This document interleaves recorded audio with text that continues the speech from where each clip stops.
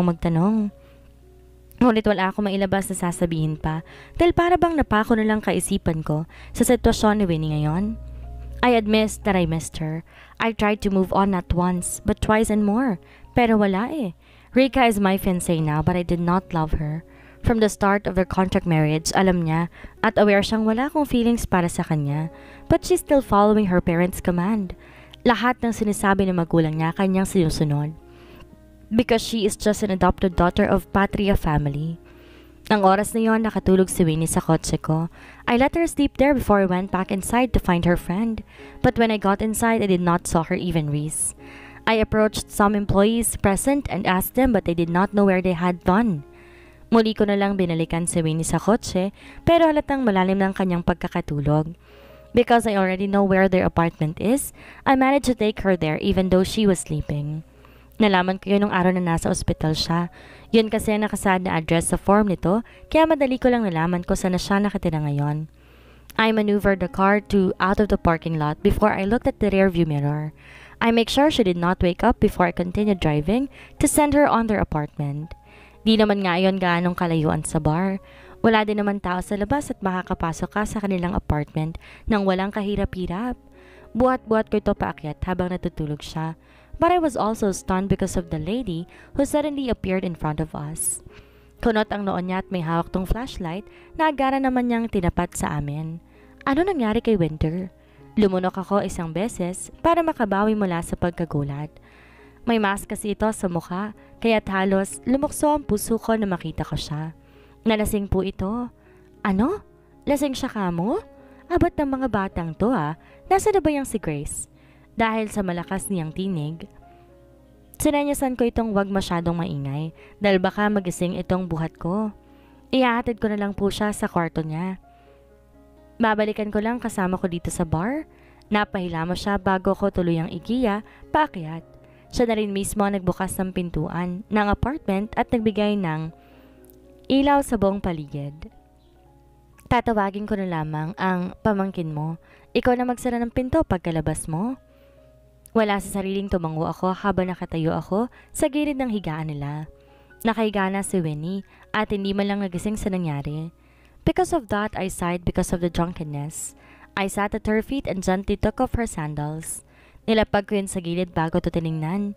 Dahil medyo maiksi ang suot niyang bestida, umaangat iyon sa kalahati ng hita niya. Dahilan para makita ko na ang suot nitong cycling shorts. Nag-iwas ako ng tingin bago pa lumunok ng isang beses. Nahanap ko rin ang kumot na maaaring itakip sa katawan niya. I can't believe that the girl I met before is going to be like this. I am confused by her acts. She doesn't tell me many things that I want to know so that everything will be clear to me. Alam ko may mali noon, pero matagal na nga iyon pero parang di ko pa rin maalis sa nakaraan. I am just pretending that I am fine but the truth is, I am still the guy who almost worried about her. Di ko lang maamin dahil nasasaktan ako. Buong akala ko nga ayos na ako eh. But when I saw her and talked to her in my office, the wall I had built many years was broken. Na para bang muli siyang nakapasok sa teritoryo ko. All my efforts to forget her are useless now. Maybe I am still in love with her. She still had my heartbeat that I thought it's finally healed. But I was wrong. For almost a few years that passed without her, siya pa rin talaga. Naupo ako sa gilid nito matapos kong maibalot ang kumot sa kanya. Kahit nagbago ng pananamit nito at ang ayos niya, hindi pa rin niya maitatangging siya pa rin ang nakilala ko na matigas na babae noon. Hindi ko na alam kung paano niya nagawang tiisin lahat ng sakit. Sinarili lamang ba niya iyon at nagparaya? Bakit nadamay pa ang relasyon namin ng mga panahong isinugod si Lola Perla sa ospital? Tiyak na may ibang rason at alam ko, may alam doon si Mommy. But I cannot ask my mom. Alam kong gagawa lang siya ng kasinungalingan kung ang family ni Winnie ang usapan. Pero nasisiguro ko na may ibang dahilan pa si Winnie. Habang nakatitig ako sa mukha niya, payapa na natutulog, bigla na lang sumagi lahat ng alaala sa akin noong mga panahong wala siya. Lahat ng yon hindi ko makalimutan kaya naging matigas ako na magkita kaming muli. Flashback. 5 years ago. Ipupusta ko ang kotse ko oras na matalo ko sa karera. Dahil sa sinabi kong yon, halos matuwa ang 4 na kalahok sa race ngayong gabi na to. Nasa isang car race muli ako. Halos 1 taon ko na tong ginagawa simula na magkahiwalay kami ni Winnie. Lahat ng tinigilan ko noon, muli kong binalikan. All I can say now is that I am worse than I was before. It's like I'm a rebellious child who did not give a parents that I wanted. Wala na akong pinakinggan pa maski sino. Kung ganon, umpisa na natin ang larong to. Sisiguraduhin ko na makukuha ko yung kotse mo. Ngumisi lamang ako dahil sa lakas ng kumpiyansa ko.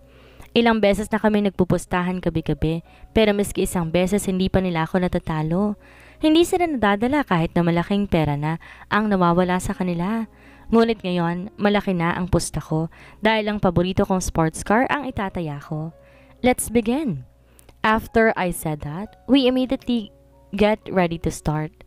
Each participant has his own place and spectators who have a bet on me are making more loud noises.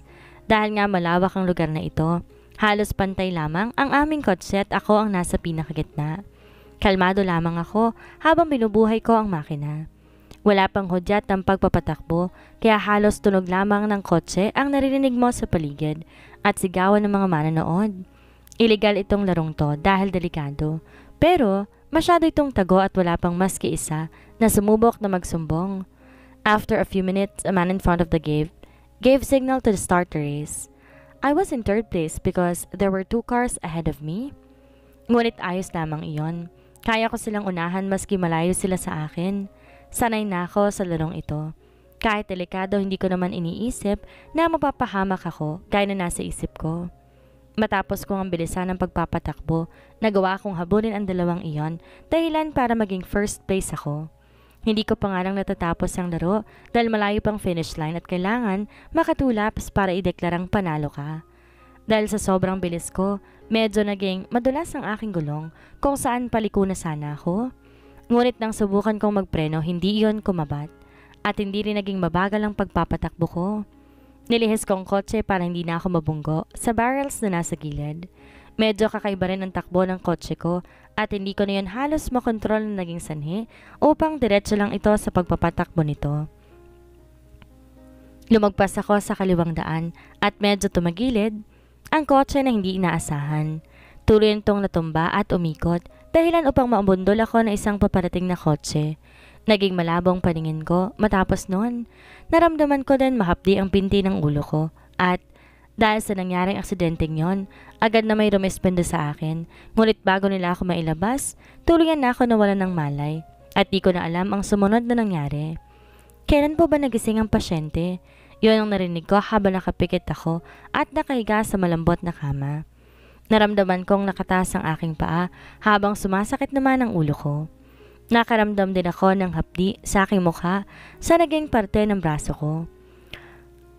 Maayos na lagay ng pasyente. Stable na ang heartbeat niya kaya't wala kayong dapat na kailangan pang ipag-alala. We just need to wait until he's awake. Hindi ko na narinig pa ang pagsasalita ng babae at tinig ng isang lalaki. Dahil doon, pinilit kong igalaw ang aking daliri at kamay upang tuluyan ng magising. Minulat kong aking mata, ngulit na silaw lamang ako dahil sa ilaw na nasa itaas. Maputi rin nasa paligid ko at medyo malamig ang katawan ko. Asher, oh my God, gising ka na. Nilingon ko ang babaeng nasa gilid ko, ngunit hindi ko man lang ito maaninag. May lalaking lumapit sa akin at tatanong kung ano ba ang nararamdaman ko. Ngunit wala akong maisagot dahil inayaan ko pang maging klaro sa pandinig ko ang imahe nila. Masakit ba ang ulo mo? Nahihilo ka ba? Matapos ang pagtatanong niyang iyon, tuluyan ko lang ang naaninag si Rika, nakatabi na isang doktor. Ngunit nanatili akong tahimik habang sinusuri ako ng doktor. Huwag na muna natin siyang tanungin. Hayaan muna natin siyang magpahinga. Iyon ang narinig ko na utos ng doktor bago ko makita si Yaya na nasa likuran nila. Ngunit ang magulang ko'y wala dito sa silid at hindi ko man lamang matanong kung naasan nga ba sila ngayon. I will check him back after an hour, but if she has a headache, call a nurse immediately. I will go first to consult some patients. Tumango sila sa sinabi ng doktor. Samantalang ako, tuluyan ang nag-iwas ang tingin habang nakikita ang binti kong may benda. May mga galos din ako doon, maging sa kamay ko. Napakahapdi din ang mukha ko na para bang may mga sugat doon. Mabuti naman po at nagising na si Asher. Nag-alala po talaga ako sa kanya. Iyon ang narinig kong sinabi ni Rika habang nasa gilid ko sila. Ngunit ayoko tong kausapin. Parang napakabigat ng pakiramdam ko dahil nung huling ma-ospital ako ay si Winnie ang siyang nag-alaga sa akin. Dahil doon tuluyan na ako ng ulila ng halos 1 taon na maghiwalay kami. Nasasaktan pa rin ako. Gusto ko siyang puntahan pero alam kong wala na. Tapos na kami at hindi niya na ako babalikan pa. That day I found out, Yaya Corazon, that I had been unconscious for almost a week. She also told me that Mommy and Daddy are in another place but they already know what happened to me. At hindi ko lang nagustuhan ngayon ay ang presensya ni Rika. 2 araw na simula nang magising ako at halos siya na nag-aasikaso sa akin kapag umaalis si Yaya. Why are you still here? She stopped wiping me when I asked that. I did not look at her because my eyes were on something else. No one will take care of you. Asher, it's okay for me to stay here to accompany you. I don't need your help. I still don't agree with our parents' decision. I know. I am not going to mention that to you. I am just here as a friend. I looked at her with almost a frown. I know you're doing this to make me feel better about you. I will tell you, I am not going to like you. She sighed and did not answer, but she just stayed by my side and still had no intention to leave the room. Get out, now! Tinignan niya lang ako matapos kong isigaw iyon. Tila ba hindi siya nasindak dahil wala nga siyang balak umalis. Hindi ko kailangan ng tulong mo. Umalis ka na lang. Matapos kong sabihin iyon, bumukas na ang pinto ng silid at niluwan nito si Yaya. Lumapit siya agad sa akin habang nagtataka. Bakit mo sinisigawan si Rika? Yon ang tanong ni Yaya dahil malamang narinig nito ang boses ko kanina. Pinapaalis ko na siya. Hindi ko naman siya kailangan pa dito eh. Sus Mariosep namang bata ka. Si Rika nagbabantay sa'yo dito nang halos 1 araw. Siya rin na nag-aasikaso sa mga papel at kaso mo dahil sa nangyaring aksidente doon sa iligal na laro. Nagmamalasakit lang naman sa iyong tao eh. I did not order her to do that. I will pay her for everything she did. Sure naman.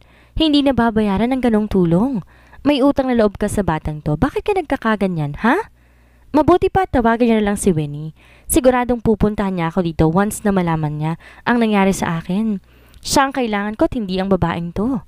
Napahilamos na lang si Yaya dahil sa sinabi nito. Hindi na siya babalik dito. Kalimutan mo na yung tao.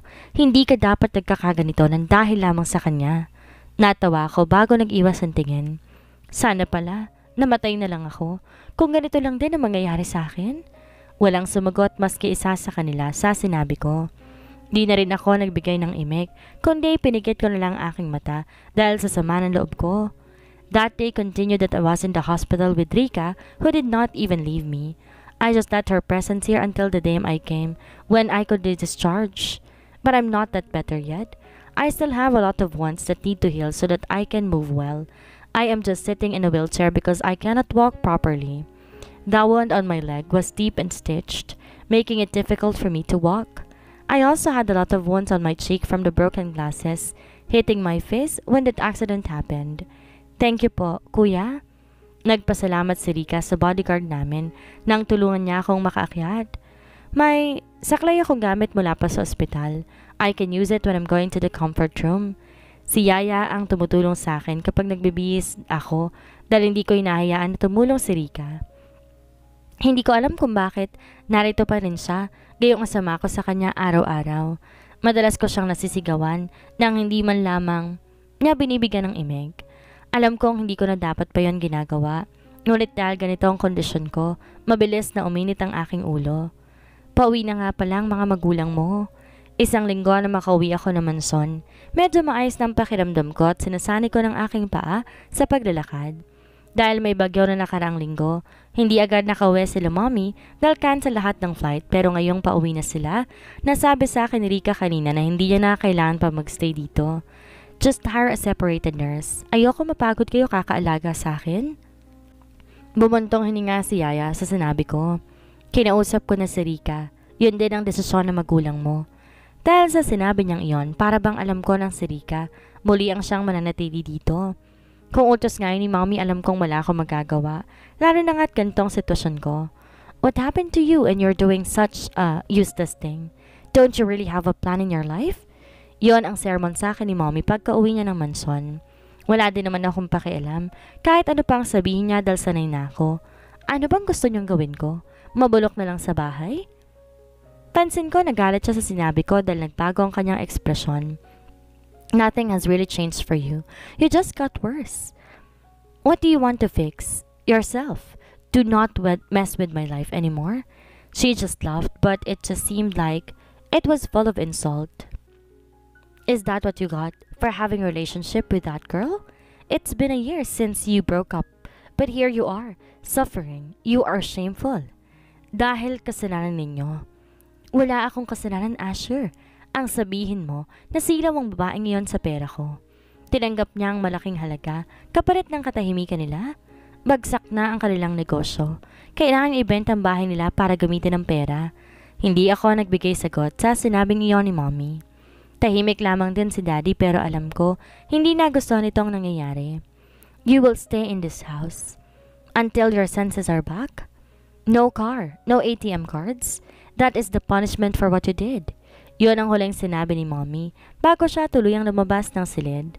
Bumuntong hininga lang din si Daddy at hindi na ako kinausap dahil halata na sa kanyang pagkadismaya sa akin. A few weeks passed after Mommy came home. We don't talk properly because of what happened. I can walk by myself but I'm still taking medicine. Rika is still the one who stay on my side and Yaya. She have a long patience even though I had a bad temper every day. But now that I can walk properly, I can go out like before. Hindi maaaring lumabas, Asher. Baka sumakit ang ulo mo. Bumuntong hininga ako sa ipinagbabawal sa akin ni Rika. Nagbihis ako ngayon habang nasa gilid ko siya at natiti ako na alam niyang lilisanin ako. I can handle myself, Rika. Alam ko, pero hindi ka pa naman magaling talaga eh. Mag-aalala lang si Tita Angeline sa'yo. Natawa ako dahil sa sinabi niya. Hindi totoo yan.